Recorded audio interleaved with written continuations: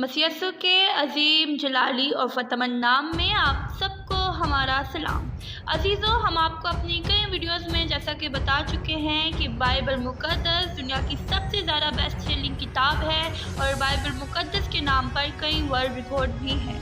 और अजीज़ों, क्या आप जानते हैं कि बाइबल मुक़द्दस के मुकाबले में किसी दूसरी किताब पर इतने अटैक्स नहीं हुए हैं जितने के बाइबल मुक़द्दस पर हुए हैं। बादशाहों, राजाओं ने बाइबल मुक़द्दस को जलाया, कई ममालिक के सरबराहान ने बाइबल मुक़द्दस को बैन कर दिया, कई लोगों को बाइबल मुक़द्दस पढ़ने के जुर्म में मार भी दिया गया। लेकिन फिर भी बाइबल मुक़द्दस हमारे पास और बिल्कुल महफूज है। जिन लोगों ने बाइबल मुक़द्दस को मिटाना चाहा वो खुद मिट गए और इनका नामो निशान भी इस दुनिया में बाकी नहीं। अजीज़ों, आज की वीडियो में आप जानेंगे कि कैसे अलग अलग लोगों ने बाइबल मुक़द्दस पर अटैक किए और इतना कुछ होने के बावजूद भी बाइबल मुक़द्दस महफूज क्यों है। और इस वीडियो को देखने के बाद आप बाइबल मुक़द्दस की अहमियत को ज़रूर समझ पाएंगे और शायद आप बाइबल मुक़द्दस को पढ़ना भी शुरू कर दें।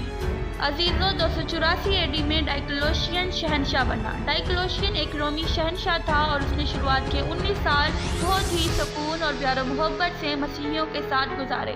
मगर जब पावर इसके दामाद के हाथ आई तो उसने सब कुछ बदल कर ही रख दिया। उसने उस वक्त के मसीहियों को इतना सताया कि उस वक्त के लोगों ने ये मानना शुरू कर दिया कि डायक्लोशियन और नीरू जैसे बादशाह ही एंटी क्राइस्ट हैं जो दुनिया का खात्मा करने आएंगे। वो इनको ही एंटी क्राइस्ट मानते थे क्योंकि बहुत ही बुरे तरीके से मसीहियों को टॉर्चर करते थे। उन्होंने कलीसियाई पासवानों को जेल में डाला, मसीहियों को मजबूर किया कि वो इनके सामने झुके और इनकी देवी देवताओं की पूजा करें, और अगर वो ऐसा नहीं करते थे तो उन्हें इंतहाई इबरतनाक सजा देकर मार दिया जाता था। इसके अलावा उन्होंने चर्चिस को जला दिया और मसीही कलीसिया के रिकॉर्ड और बाइबल मुक़द्दस को भी जला डाला। इतना ही नहीं, मसीही ख़वातीन और बच्चों को जंगली जानवरों के सामने फेंक कर मरवा दिया जाता और रात को जब रोशनी नहीं होती थी तो मसीहियों को जिंदा जलाकर उनकी रोशनी को टॉर्च की तरह इस्तेमाल किया जाता था। डायक्लोशियन के ज़माने में बहुत सारे क्रिश्चियन लिटरेचर को जला दिया गया, इसलिए आज चर्च हिस्ट्री की कुछ बातें, कुछ कवानीन तारीखी तौर पर क्लियर नहीं है क्योंकि डायक्लोशियन ने इन सभी डॉक्यूमेंट्स को जला दिया था।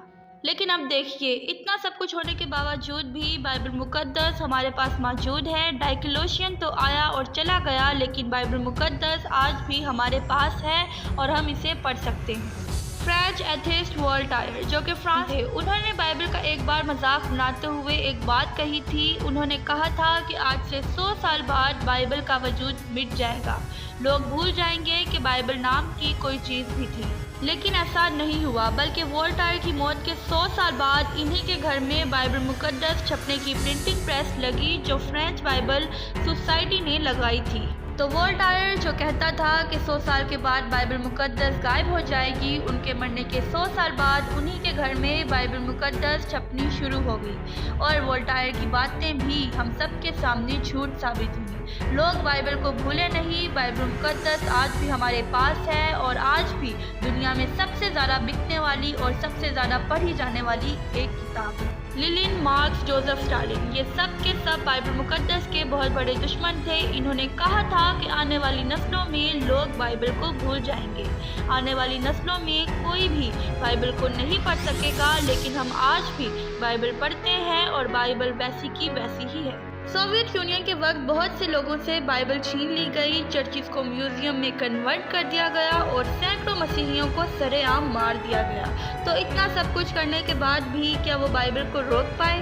जवाब है नहीं, बिल्कुल भी नहीं। जितना इन्होंने रोका उतना ही अंजील की खुशखबरी फैलती गई। बाइबल मुक़द्दस फिलोसफी, साइंस, दनाई की बातों से भरी हुई है और कभी कोई खुदा की इस पाक किताब को रोक ना पाया है और ना कभी मिटा पाया है क्योंकि ये खुदा का कलाम है।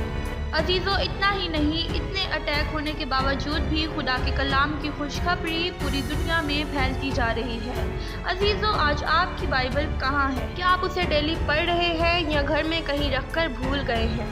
अजीज़ों, इस बाइबल को आप तक पहुँचाने के लिए ना जाने कितने लोगों ने अपनी जान दी है। इसलिए आज इस बाइबल को उठाएं और पढ़ना शुरू करें और जानें कि खुदा आपसे क्या बात करना चाहता है। उम्मीद करते हैं कि आप सबको हमारी ये वीडियो पसंद आई होगी। खुदा आप सबको अपनी ढेरों बरकत से नवाजे।